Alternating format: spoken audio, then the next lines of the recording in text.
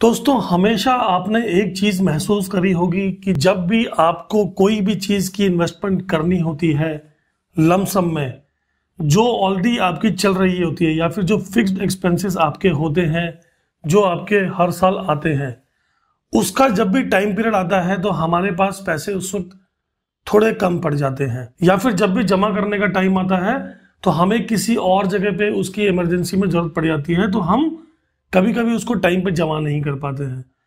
Maximum लोगों को ये चीज़ की कमी महसूस होती होगी और ये चीज़ की दिक्कत आती होगी कि जो लाइफ की इंपॉर्टेंट इन्वेस्टमेंट्स हैं, चाहे वो आपकी हेल्थ इंश्योरेंस पॉलिसी हो, चाहे आपकी लाइफ इंश्योरेंस पॉलिसीज हो, टर्म इंश्योरेंस पॉलिसी हो, एक्सीडेंटल इंश्योरेंस पॉलिसीज हो, या फिर कोई भी बड़ी और इन्वेस्टमेंट्स जो आपकी लायबिलिटी है जिसको जमा करना बहुत ज़्यादा ज़रूरी होता है। या फिर आप अक्सर देखते होंगे कि जब भी टैक्स का टाइम आता है, जब आपको अपनी कंपनी में टैक्स का डिक्लेरेशन देना होता है जेएफएम के अंदर, जेएफएम का मतलब यहाँ पर है जनवरी, फरवरी, मार्च, तब आप क्या करोगे, उस टाइम पे लमसम में बहुत ज़्यादा इन्वेस्टमेंट इमरजेंसी में कर देते हैं, चाहे आप ईएलएसएस फंड लेते हो, चाहे कोई भी और इन्वेस्टमेंट करते हो। तो उस टाइम पर आप आनन फानन में कुछ भी खरीद लेते हैं और अमाउंट की भी परवाह नहीं करते हैं, क्योंकि आपको टैक्स बचाना होता है।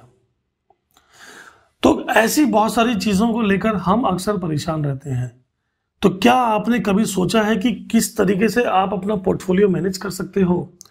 चलिए मैं आपको आज बताता हूं कि पोर्टफोलियो मैनेज करने के लिए, या ऐसी कोई भी फिक्स्ड एक्सपेंसेस जो आपकी हर साल आती है, हर साल आपको पता है कि मेरा ये खर्चा होने वाला है, उसके लिए आप क्या चीज़ प्लान कर सकते हैं जिसका आपको बहुत ज़्यादा फायदा भी होता है और आपकी कोई भी ऐसी अपॉर्चुनिटी या फिर इन्वेस्टमेंट प्लानिंग या फिर गोल प्लानिंग खराब नहीं होती है पैसों की मिसमैनेजमेंट की वजह से। आज मैं आपको वो इन्वेस्टमेंट बताने वाला हूं जो अक्सर मैं भी यूज करता हूं अपने लिए। आपको जब भी अपना कोई भी पोर्टफोलियो मैनेज करना है, इस पर्टिकुलर इन्वेस्टमेंट्स के लिए पोर्टफोलियो मैनेज करने का मतलब यहाँ पर यह है कि आप जो भी एक्सपेंस या इन्वेस्टमेंट्स कर रहे हैं जो आपके फिक्स्ड है साल के अंदर, जो लमसम में बड़ा अमाउंट होता है, उसके लिए आप पैसा जोड़ेंगे या फिर नहीं जोड़ेंगे। ज़्यादातर लोग क्या करते हैं कि पैसा बैंक में पड़ा रहता है और अपनी प्लानिंग्स को उस हिसाब से लेके चलते हैं कि जब उसकी किस्त भरने का टाइम आएगा या फिर जो भी मुझे चीज़ परचेज करनी है एंड ऑफ द डे, मैं उस टाइम पे पैसा निकाल के जमा कर दूंगा। या फिर हम लोग क्या करते हैं, क्रेडिट कार्ड के थ्रू उसकी पेमेंट कर देते हैं और अगले महीने क्रेडिट कार्ड की बिलिंग्स में हम लमसम जमा कर देते हैं। तो नमस्कार दोस्तों, मैं Dhirendra Sharma, certified financial planner, आपका दोस्त और होस्ट, स्वागत करता हूं आपका एक ऐसी जर्नी में जो हम सभी को एक नॉर्मल कंज्यूमर से समझदार कंज्यूमर बनाती है।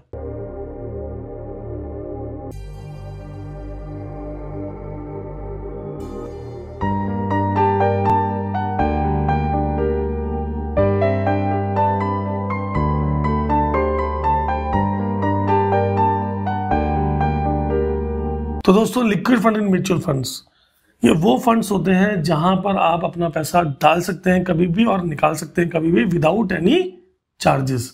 यानी ये फैसिलिटीज हर म्यूचुअल फंड कंपनीज देती हैं आपको। हर कंपनीज के पास एक लिक्विड फंड होता है जहां पे बहुत शॉर्ट ड्यूरेशन के लिए लोग पैसा जमा कर सकते हैं, लेकिन इसका फायदा क्या है कि आप इसको लॉन्ग ड्यूरेशन में भी रख सकते हैं। तो इसको हम मैनेज कैसे करते हैं वो समझते हैं। आपकी लाइफ में जितने भी ऐसे इवेंट्स हैं जहां पर आपको पूरे साल में हर साल पैसा जमा करना है, तो उसको कैटेगराइज कर लीजिए। जैसे आपका हेल्थ इंश्योरेंस हो गया, एक्सीडेंटल पॉलिसी होगी, टर्म इंश्योरेंस हो गया, कोई और इन्वेस्टमेंट्स हो गई लाइफ इंश्योरेंस के अंदर, या फिर आपका लमसम में कोई और ऐसी कोई फिक्स्ड एक्सपेंस है जो आपको जमा करना होता है, या फिर आपकी स्कूल की फीस होगी जो आपको लमसम हर साल जमा करनी है स्टार्टिंग में, या फिर आपके बच्चे का एडमिशन है 1 साल के बाद, 2 साल के बाद इन्वेस्टमेंट करना है उसके लिए आपको। तो आप बेसिकली पता है आपको कि मुझे लमसम यहाँ पे इन्वेस्टमेंट अगले साल में या फिर 6 महीने बाद या 1.5 सालों में करना है, तो आप उसको कैटेगराइज कर लीजिए, लिख लीजिए। और ये बेसिकली पोर्टफोलियो मैनेज करा जाता है उन इन्वेस्टमेंट्स के लिए जहां पर आपको हर साल वो इन्वेस्टमेंट्स करनी जरूरी है और आप उसको छोड़ भी नहीं सकते हैं, टाल भी नहीं सकते।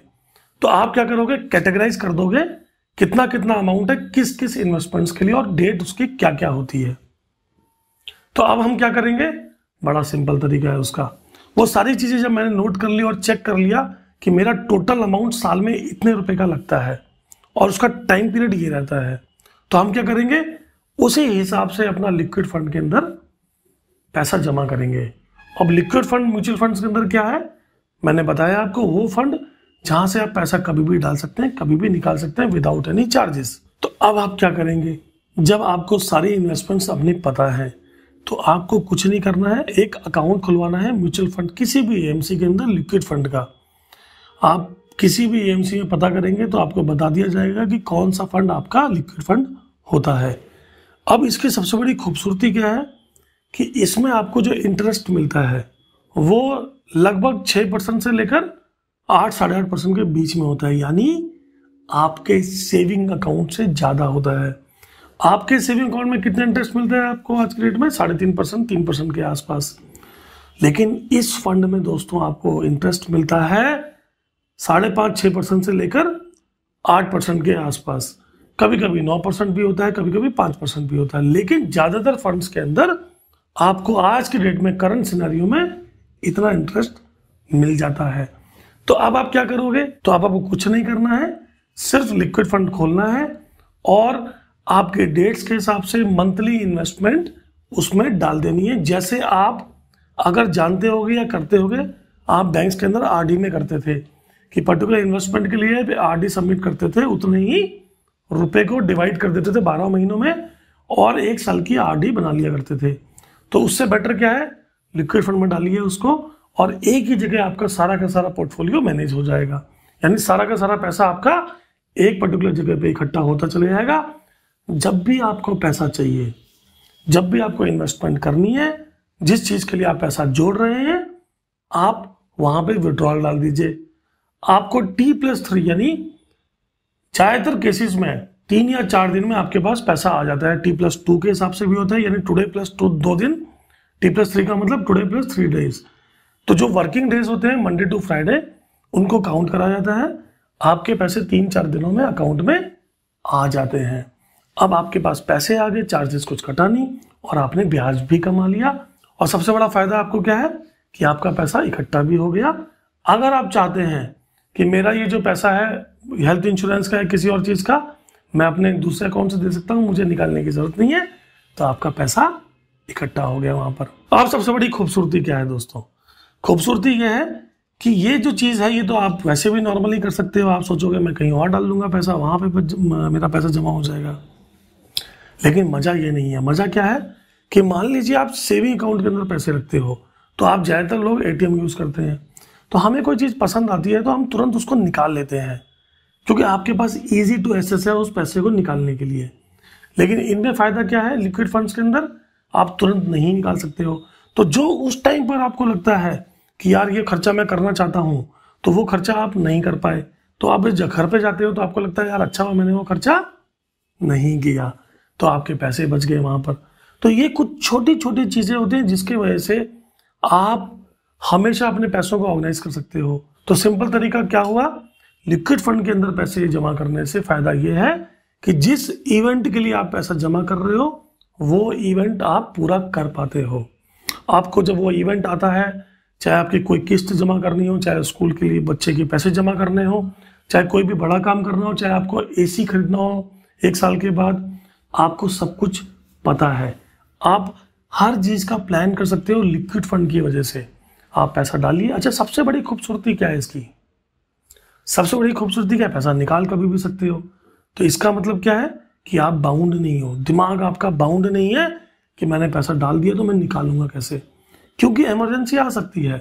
और मेरा सजेशन ये है कि आप इमरजेंसी का फंड भी डालिए वहां पर। मान लीजिए आप बोलते हो कि मेरी 50,000 रुपए का मेरे पास फंड होना चाहिए इमरजेंसी के लिए, तो आप महीने का 4,000 रुपए जमा करते रहिए एक्स्ट्रा, सिर्फ इमरजेंसी फंड के लिए। तो ये कुछ चीजें होती हैं जहां पे आप अपने आप को ऑर्गेनाइज कर सकते हो लिक्विड फंड की मदद से।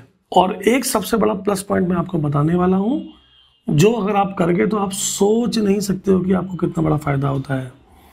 हमारी जो डेली की आदतें होती हैं, या फिर कभी भी आपने नोटिस किया होगा कि आप कभी कहीं जाते हैं, छोटे छोटे पैसे, जैसे वाइफ जब अपने मायके में जाती है तो वहाँ से कुछ पैसे उसको मिल जाते हैं, या फिर आप अपनी वाइफ को कुछ पैसे वगैरह देते हैं तो वो पैसा अपने घर में कैश के रूप में रखती हैं। तो इससे बेटर क्या है कि आप उनका एक लिक्विड फंड खोल के दे दीजिए, तो वाइफ आपकी जब भी पैसा कहीं भी मिलता है तो वो वहाँ पर जमा करा दिया करेंगी। आप सोच नहीं सकते हो कि पैसा कितना बड़ा अमाउंट हो जाता है और इमरजेंसी में बहुत बड़ा फ़ायदा आपको देता है।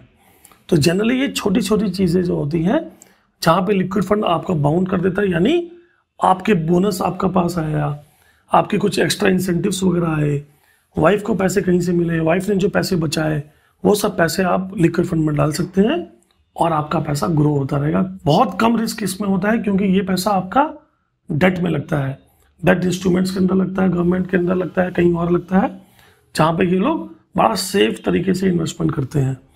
तो आपका पैसा काफ़ी हद तक सेफ होता है as compare to equity market. तो मेरा सजेशन यही है कि आप लिक्विड फंड में अच्छी तरीके से इन्वेस्टमेंट करिए अपने पूरे के पूरे पोर्टफोलियो को ऑर्गेनाइज करने के लिए। तो दोस्तों, है ना मज़ेदार चीज़? आप सोचिए, समझिए और इसको करना शुरू करिए। अगर आपको लिक्विड फंड के बारे में और जानकारी चाहिए, कुछ और आप पूछना चाहते हैं तो कमेंट बॉक्स में लिखिए, मैं आपको डिटेल्स पूरी प्रॉपर तरीके से दूंगा। और सबसे इम्पोर्टेंट चीज़ कि आप चाहते हैं कि मैं पूरी की पूरी वीडियो बना के लेके आऊँ तो कमेंट बॉक्स में डालिए, मैं कुछ दिनों में लिक्विड फंड की पूरी डिटेल की एक वीडियो बना के आपके पास लेके आऊँगा। तो दोस्तों, इसी तरीके से मैं आपके पास आता रहूँगा और आपको नॉलेज देता रहूँगा उस चीज़ की जो आपके लिए सबसे अधिक फायदेमंद होगी या होती रहेगी। तो दोस्तों, अगर आपको मेरी ये वीडियो पसंद आई है तो इसको लाइक करिए, शेयर करिए और चैनल को सब्सक्राइब करना मत भूलिए। और अगर आप चाहते हैं कि सबसे पहले आप मेरी वीडियो देख सकें तो बेल आइकन पे घंटी बजा दीजिए। नमस्कार दोस्तों, जय हिंद, जय भारत।